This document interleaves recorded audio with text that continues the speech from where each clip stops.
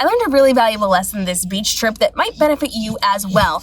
If you are taking your dog to the beach and they go up in the dunes, they may end up with pickers inside of their ears or their fur.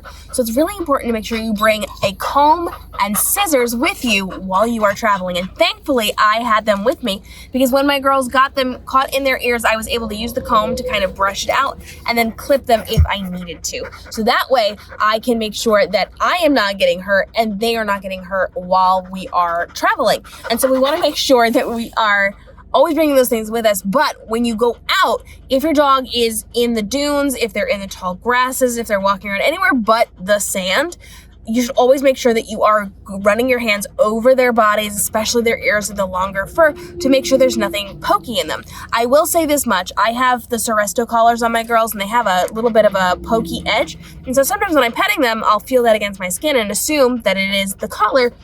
And this time I knew for sure Gemma had them in her ear. She had like 3 of them, and I made sure I got them out. But Lucy, I thought I was brushing against the collar, and so I didn't realize it right away.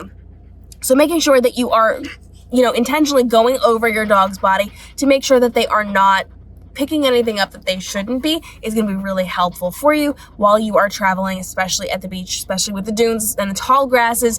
And you also want to make sure that you're not getting hurt with this as well, because those things are painful. Those are not good things for you to be touching, and certainly not good things for them to be touching. So every time you come in from the beach, check your dog butt before they go to bed, where they could be laying on those things. Make sure you are checking for that as well, so that your dog is staying safe, happy, and healthy while you're traveling to the beach. Follow along for more beach tips. There's a full playlist on traveling with your dog and on taking your dog to the beach, so you want to make sure you're checking those out, as well as a documentation playlist to help you with your photos and your videos while you're traveling with your dog, be it in the car rides, at the beach, or wherever you happen to be going. Drop your questions down below, and we'll see you for tomorrow's episode.